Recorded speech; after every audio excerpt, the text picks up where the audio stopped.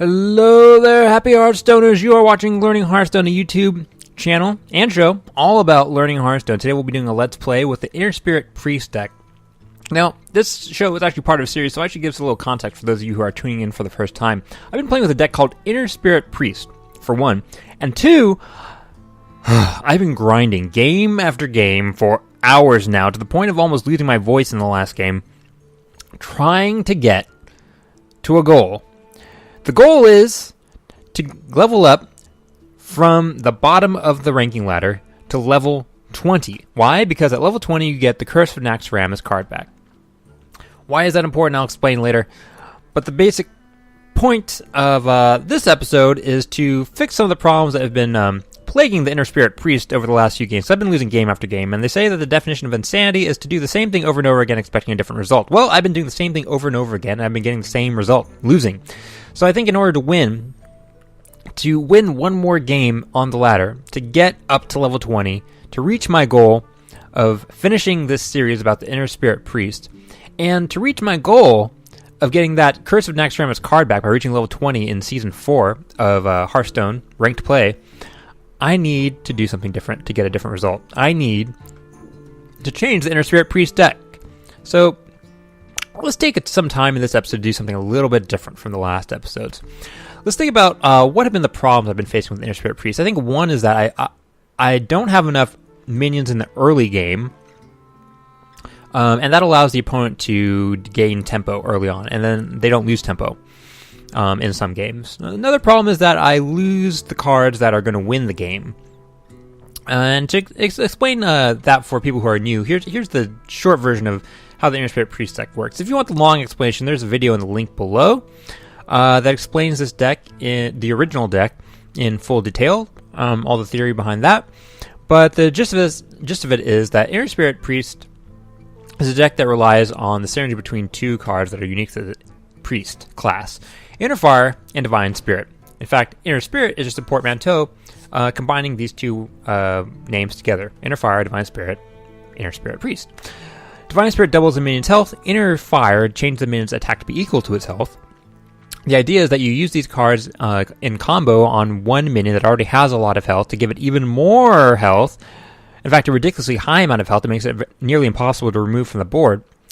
And also, because Inner Fire sets its attack equal to its ridiculously high amount of health, it also has a ridiculously high amount of attack, and that allows the card to win the game, killing the opponent in just a couple of turns when everything goes according to plan. Now, that's the gist of how this deck works. There are some other things to it, but that's the gist. The problem is that sometimes I'm not able to get my win condition out because the other player has too many removal spells. So it's sometimes a matter of teasing out all their removal spells until I know that they've exhausted all their removal spells or they've lost all the cards in their hand, and then I know it's safe to play my win condition, which is to put something down like the Mokshan Warden, which has 7 health, the Boulderfist Ogre, which has 7 health, the Gurubashi Berserk, which has 7 health, and all these can be doubled to 14 or 28 health, depending on how many Divine Spirits I have. And then with the Inner Fire, I can turn it into a creature that has 14 attack or even 28 attack, and that can help me win the game. But the question is lasting long enough to do that. So I'm revisiting the deck, and I want to know what you guys think. What cards would you trade to fix this deck so that it performs better, to help me get to level 20? Because this isn't just about me teaching Hearthstone. I mean, I'm learning Hearthstone. This is why this is called Learning Hearthstone, because I'm learning with you guys, and I'm going to be learning from you guys. If you guys want to, give me some feedback on how you would do things differently, and more importantly, why. But I want to give you my thoughts right now. Let's take a look at these cards. Are there any things I could kick out? There's one card that I was looking at that might be great here that I have overlooked. Where are you? Injured Blade Master. This is a 3-mana card, 4 attack, 7 health, battle cry, deal 4 damage to himself. So he starts out with only 3 health. But this is actually a great card for the Priest, because the Priest's hero power, Lesser Heal, can restore 2 health. So eventually, the Injured Blade Master, if it's played on turn 3, can eventually be healed all the way up to 7 health, even though it only costs 3 mana. So that's actually a reasonable amount of value.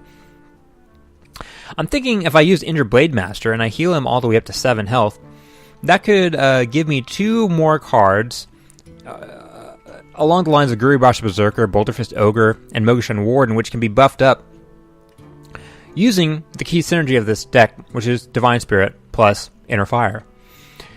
It would provide me with more targets for the enemy to use removal on, which means they would exhaust removal earlier, which would mean I would have a better chance of getting a clean hit with one of my surviving big health characters that have been buffed with Divine Spirit or Inner Fire.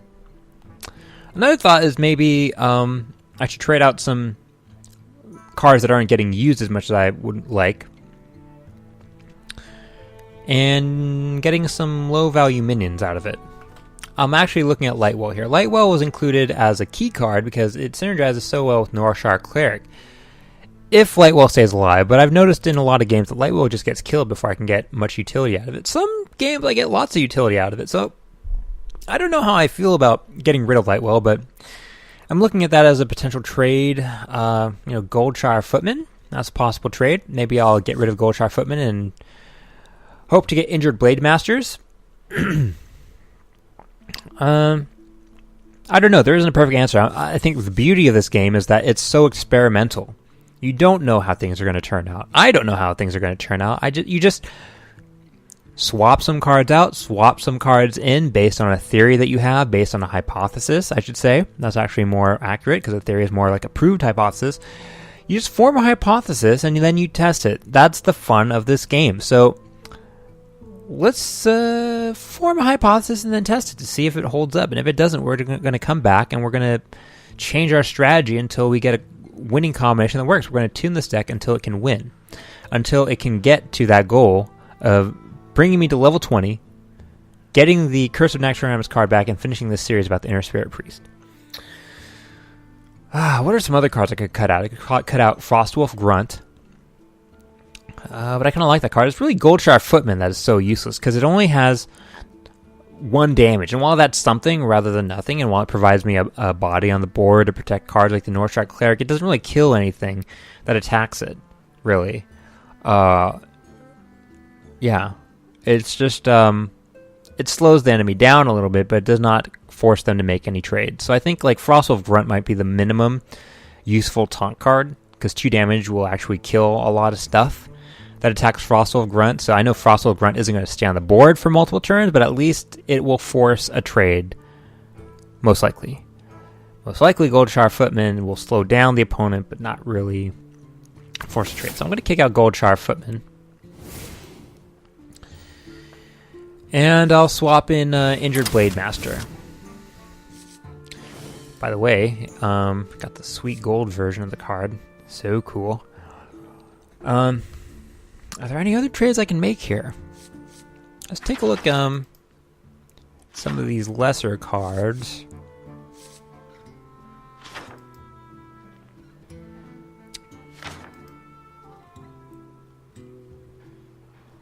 I really like Worgen Infiltrator.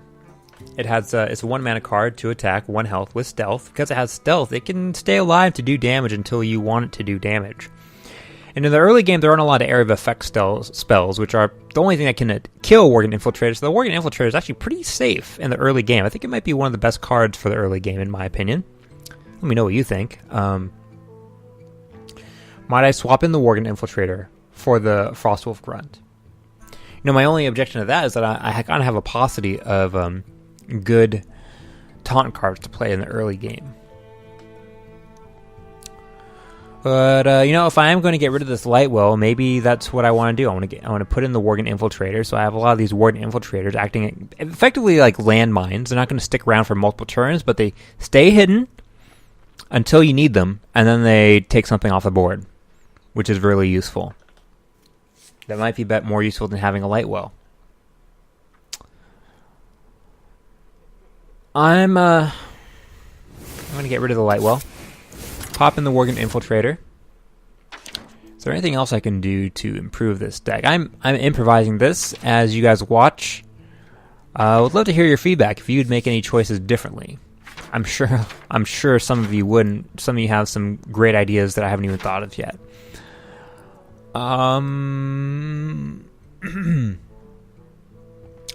Light Warden's an interesting alternative to the Goldshire Footman because while it has many of the same stats as the Footman, it lacks taunt, but it has this feature. Whenever a character is healed, gain +2 attack. That's kind of interesting. No, I'm not going to put that in.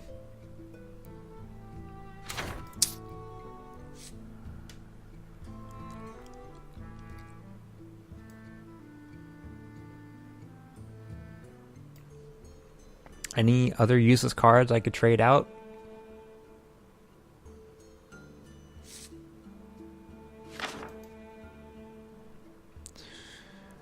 Well, guys,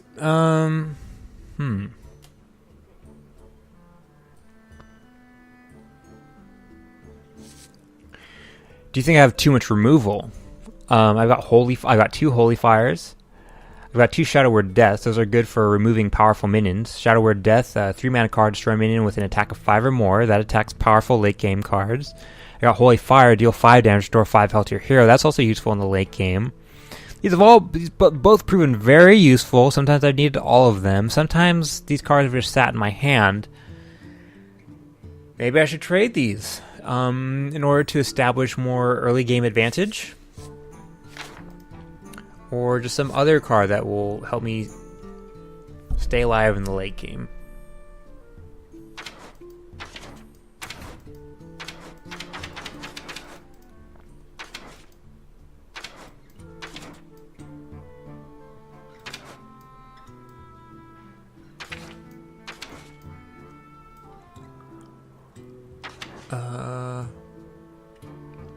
An interesting alternative to Holy Fire. Where is it here? Ooh, Ventrico Mercenary. That can cause a lot of problems for the other guy. And I happen to have 2 of them, so why not use it? It's a common card. Nice thing about this is it's only 5 mana, so it can come into the game a lot earlier. Argent Commander is also... that's the card I was originally looking for. That's an interesting alternative. It's a 6 mana card, just like Holy Fire. It has charge, so it does 4 mana right away, but it has the potential to stay alive. Because it has Divine Shield, so it doesn't die right away. It can kill something. It's a 2-for-1 card, because it can kill something with Divine Shield on the first turn it appears on the board. So potentially it can do 8 damage, which is actually more than Holy Fire damage. And I do have a lack of minions, so maybe that would be a good choice. Okay, guys, I'm going to try kicking out Holy Fire. Do I add Argent Commander or Ventrico Mercenary?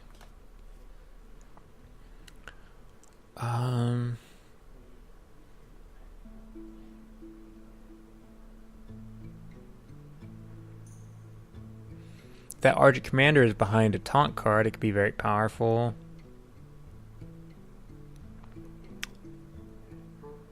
Gosh, Ventrico Mercenary or Ardent Commander would be interesting.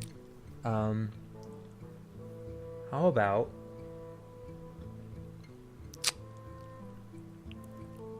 What do we do? Okay. Let's just go with... why don't we split it?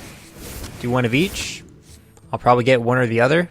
And we'll just see how it works out, which one comes in more handy. No, you know what? No. Let's stick to a strategy. Most of my characters are not that expensive, and my key spells, Divine Spirit and Inner Fire, are not that expensive.